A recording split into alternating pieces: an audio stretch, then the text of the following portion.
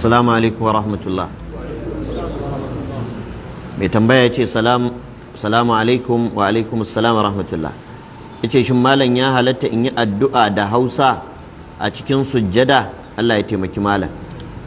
To Allah ya taimake mu baki daya. Malaman musulunci sun yi maganganu dangane da halaccin yin addu'a da wani yare a cikin sallah wanda ba larabci ba.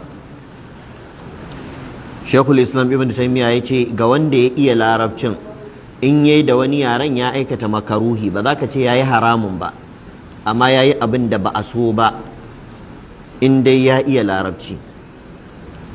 Amma idan bai iya larabcin ba, babu ma karhancin sai yayi addu'a da duk yaren da yake ji, ba ma sai Hausa kadai ba. An gane ko?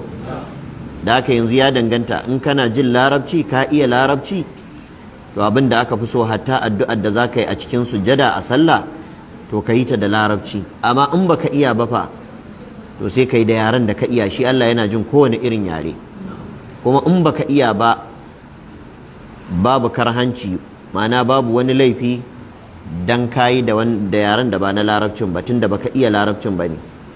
To amma in ka iya larabcin ne, shine wasu malamai suke ganin to ka aikata makaruhi. Shi makaruhi ba za a ce laifi ba ne, amma dai ba haka aka so ba.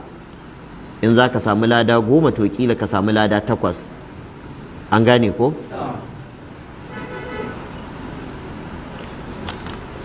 Takarda ta gaba mai tambaya ya ce assalamu alaikum. Wa alaikum assalam wa rahmatullah. Ya ce Allah ya ƙara malam lafiya, amin. Allah ya ƙare mu baki ɗaya. Ya ce malam muna sauraron karatuttukanka a gidajen rediyo.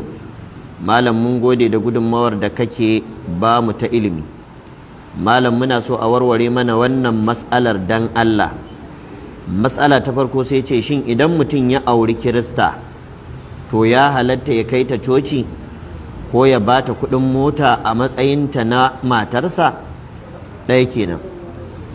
Na biyu, kuma ya halatta ya siyo mata Bible idan akwai bukatar hakan?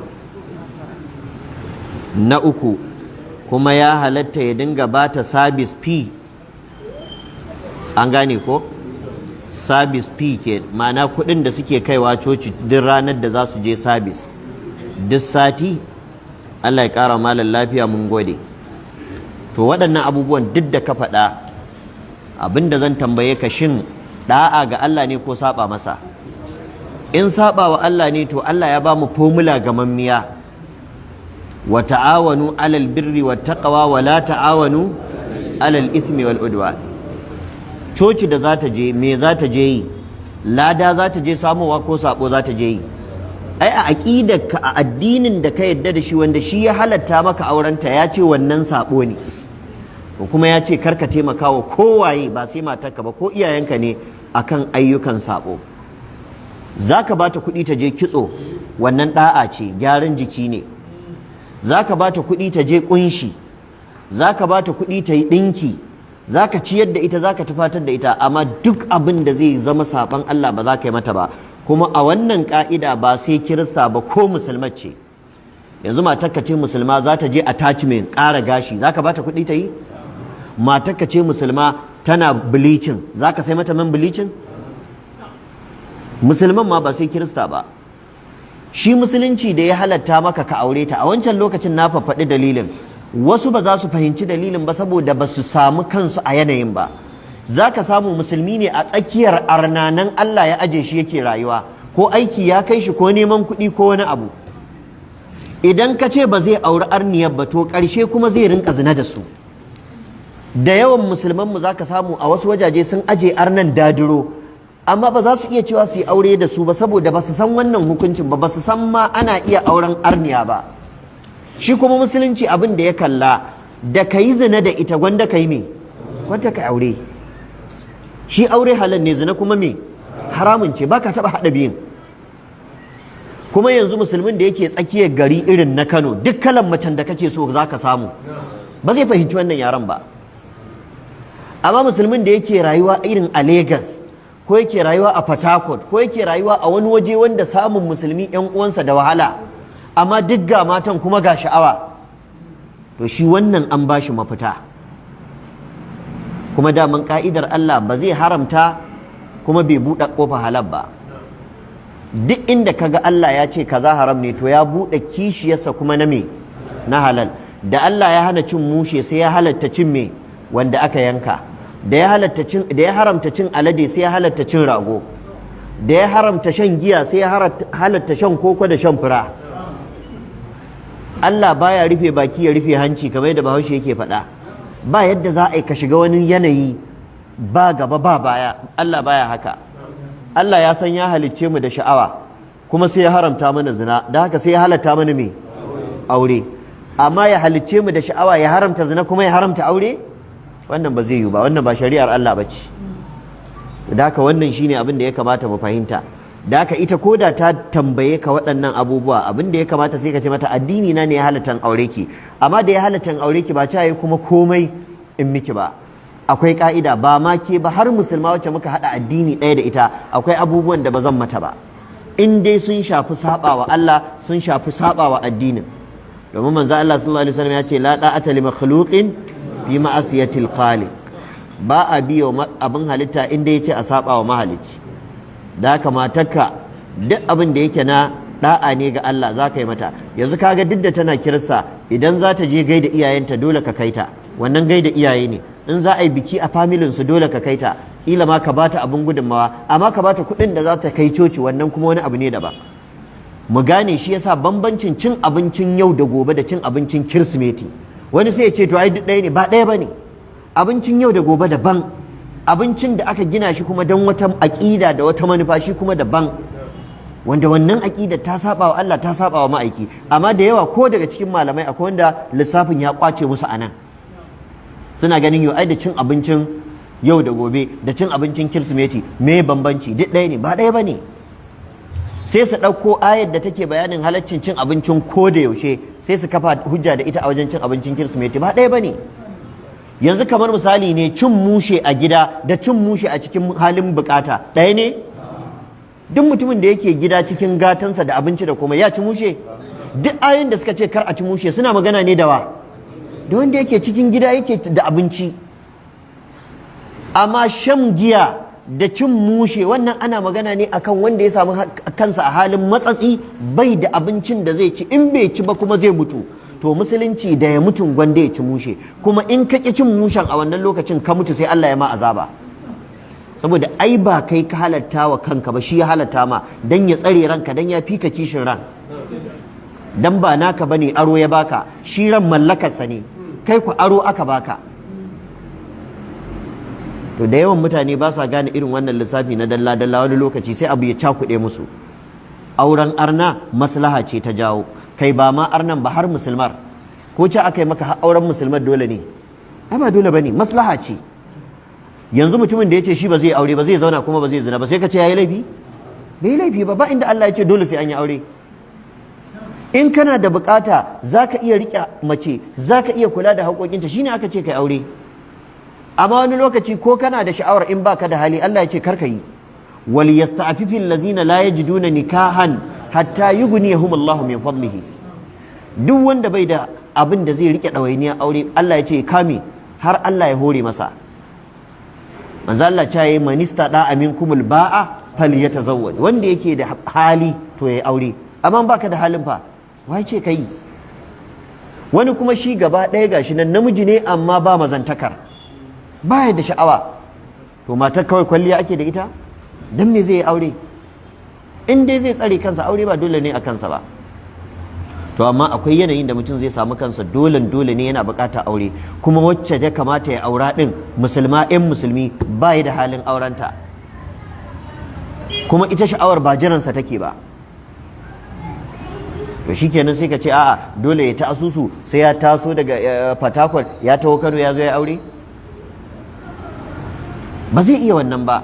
In an ce sai ya ta wannan asusun ba zai iya ba, ba da halin wannan.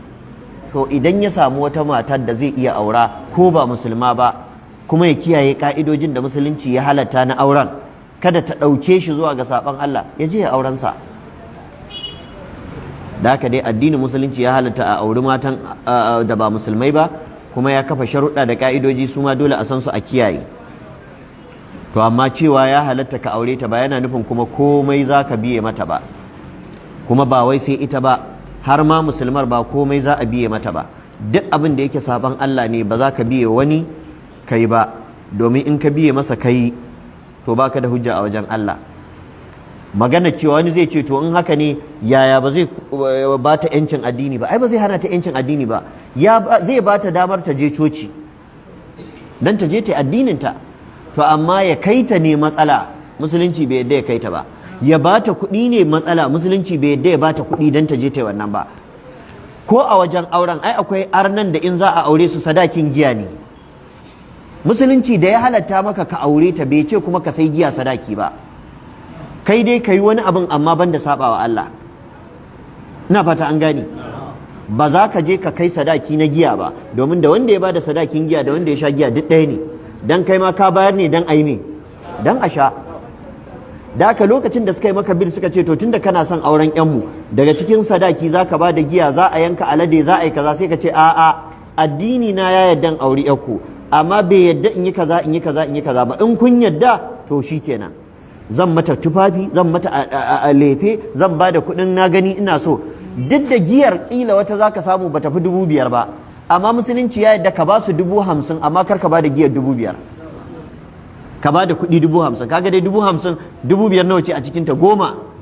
Amma wannan shi Allah bai haramta ba ko nawa ne, amma wancan ko na kyauta ne Allah ya haramta. Giyar ko kyauta za a baka ka miƙa musu da sunan sadaki, in kai haka haramci, ka aikata haramci, bai halatta ba. Da haka mu gane wannan addinin musulunci ba abin da ya bar mu cikin duhu a gaba da shi, komai ya mana shi warware dalla dalla. An gane ko? Alhalalu bayyin wal haramu bayyin. Halal a bayyane take da bayananta, haram ma a bayyane take da bayananta. Da haka babu wani abu mai rikitarwa a ciki. Ba wanda zai ce ai ka hana ta addininta, baka hana ta addininta ba. Fito ka gaya mata ranar idi in ta ce maka za ta je, ranar lahadi da asabar in ta ce za ta je coci, ka ce a dawo lafiya, shikenan. Kamar matar ka ce musulma da ka aura, ka san tana yawo tana shiga gidan makota tana ƙarin unguwa, to amma sai ta ce zan je masallaci, ka isa ka ce ba za ta ba? Ko za ta yi ƙarin unguwan nan dole ka ba ta 'yancin addini, kar ka hana ta zuwa masallaci. Ko da daga masallacin za ta ƙara wani unguwa, sai dai ka ɗau wani matakin, amma ka hana ta masallaci laifi ne. Duk da fa yin sallar ta a gida ta fi lada, amma manzo Allah ya ce ahir kada matan ku su ce za su je masallaci ku hana su. Sayyidina Umar yana da wata mata mai ƙarin unguwa, ya nemi mata kulle mai tsanani, to ita kuma sai ta gano tunda annabi ya ce kar a hana mata zuwa masallaci, ba ta tashi neman izini sai an yi kiran sallah. Da an kira sallah sai ta ce to mai gida sai muna dawo. Yana ji yana gani wallahi bai isa ya hana ta ba, sai ta ɗau hijabinta daga masallaci ta ƙara unguwoyinta sannan ta dawo. Kuma an jima ma in an sake kiran sallah za ta ce na fita. Yana cewa ba za ta kai shi ƙara wajen annabi, dan annabi ya ce la tamna'u ima Allahi masajidallah, kar ku hana mata zuwa masallaci. Shi yasa shi sayyidina Abdullahi dan Umar, dan sayyidina Umar wanda babansa ya gamu da wannan matsalar, wata rana yana karantar da hadisin ɗansa Bilalu ya ce kai zamani ya lalace, yanzu za mu bar matanmu suna fita masallaci duk sallah 5? Babansa Abdullahi dan Umar ya kalle shi ya ce kai, ina ce maka annabi ya ce kana cewa zamani ya lalace, baka san saba wa annabin shi ya lalata muku zamanin ba? Malamai masu ruwaya suka ce ya zage shi zagi ciki da bai. Ku gane zagi daban, ashar daban. Annabawa suna zagi ba sa ashar, magabata suna zagi ba sa ashar. Bambancin zagi da ashar shine zagi duk wata bakar magana sunanta zagi, lusari shashasha zagi ce, amma dan abu kaza kaza ashar ce, to wannan mutanen kirki ba sa yi. Da yawa anan ma mutane ba su gane ba, idan an ce sahabbai suna ashar ko annabi suna zagi ko annabi yayi zagi, su wani sai ya dauka ashariya aka ce. Ashar daban zagi daban. Idan ka ce dolo zagin sa kai, wawa zagin sa kai, amma dan abu kaza kaza ashariya kai masa. To da haka a ruwayar hadisi aka ce Abdullahi dan Umar fasabbahu sabban sayyi'an, yayi masa munanan zagin da bai taɓa masa irin su ba. Dolo, shashasha, sauna, mahaukaci, kaza kaza, duk waɗannan kalmomin ya gaya masa. Yace baka san cewa sabawa annabi shi yake lalata zamani ba? To da haka ya kamata mu fahimci wannan. Yancin addini zaka bata, amma duk abin da yake saban Allah ne ba za ka taimaka mata a kansa ba, ba kuma sai ita ba, ko ma waye haka ne. Ko ma waye ba za ka taimaka masa wajen saban Allah ba, kuma dan baka yi masa wannan ba za a ce ka tauye masa haƙƙi ba. dan baka yi masa wannan ba za a ce baka bashi yanci ba. Ina fata an fahimci wannan. Ba wani wanda zai ce annabi Ibrahim ba ɗa ne na gari mai biyayya ba, amma Ibrahim bai taɓa wa babansa biyayya a wajen bautar gumaka ba, kuma ba yadda babansa bai sa shi bautar gunki amma ya ki. Amma ba wani wanda zai fito ya ce annabi Ibrahim bai da ladabi, bai da biyayya, babansa ya ce shi kaza ya ki. Bal ma Allah ya ba masa yi. Babansa da kansa ya ce aragibun anta an alihati ya Ibrahim, ashe Ibrahim kiyayya kake da iyayen gijina? La in lam tantahi la arjumannaka wa hajurni maliya. In baka daina gaba da su da kiyaya da su ba, wallahi sai na jefe ka kuma sai na kashe ka da jifa. Ka fita ka bar min gidana. Amma ya ce salamun alaika sa astaghfiru laka rabbi. Kuma duk da haka bai fasa ba, ya shiga gidan gumakan ya sassara su. Faja'alahum juzazan illa kabiran lahum la'allahum ilayhi yarji'un. Duk da babansa fa ya basa waccan tsawar. To saboda tsawa ce wacce sawun giwa ya take na raƙumi. Baba yana magana ne, Allah yana magana, tawa za a bi. Ai sawun giwa ya take na raƙumi.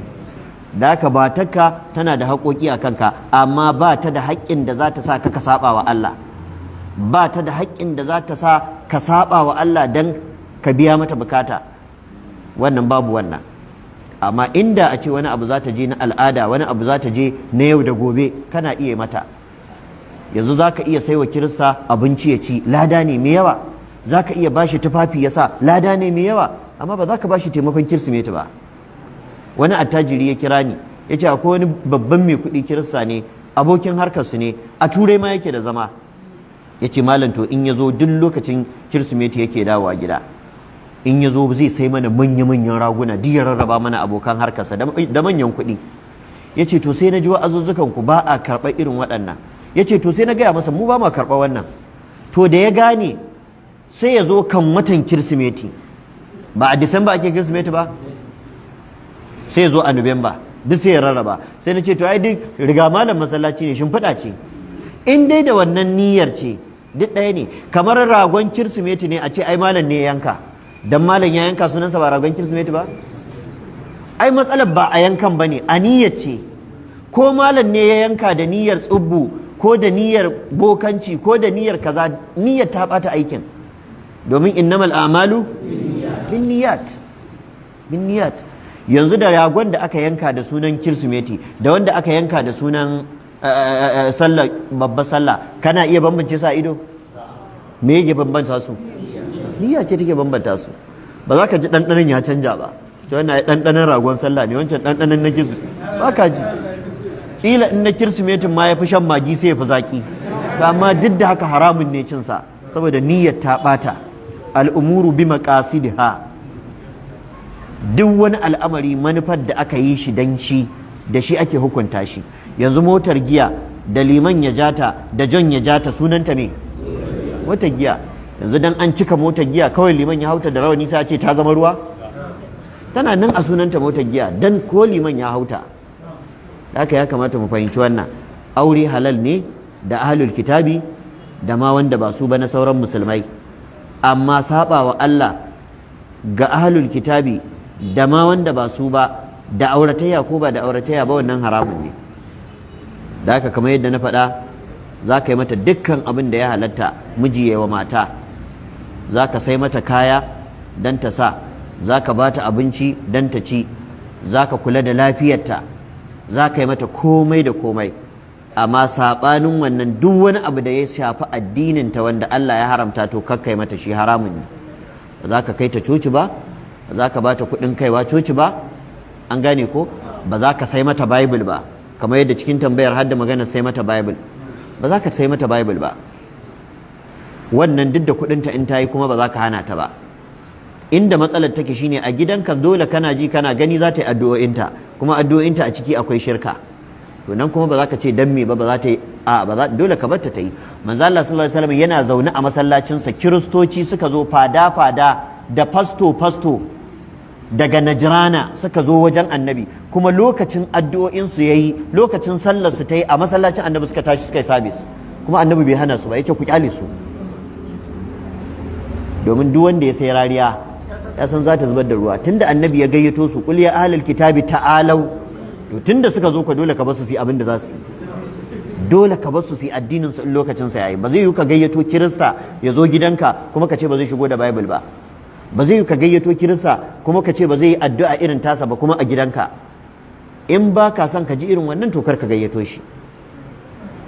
Ina jin waɗansu ba su manta ba wanda suka san masallacinmu yana tsoho can, wani fasto ya taɓa kawo min ziyara daga Jos, a saman nan ya rinka kwana a masallaci, wasu sun fara tsaye gungumi, to ai an ga wannan baya sallah aika. Fasto ne ma babba, ko sati biyu ba a ya sake ziyarta ta a can Premier ya sauka, Premier Hotel. Bai zo gidana ba sai da asuba mun sauka da mun idar da sallah, ina fita gida na ga waya kirin yace ai mun zo ma fastoci ne da yawa, muna nan a hotel din da ka taba sauke mu. Dan karshe da na ga zaman nasu anan ya takura sai na kai su hotel din Premier suka zauna. Kai haka wannan ba sabon abu bane, sai dai in baka karanta addini ba. Fasto zai iya zuwa masallaci su gana da liman, kuma in lokacin addu'o'insa sun yi addu'o'insa, kana kallon sa baka da abin da za ka yi masa, ka kyale shi. Kai ma in ta kama ka je coci lokacin sallah yayi sai su bakka ka shimfiɗa da duma ka kai sallah. A lokacin da ake corona, ina jin ko a Italy ne ko a ina ne, wasu kiristoci sun gayyaci musulmi a cocin su suke sallar juma'a.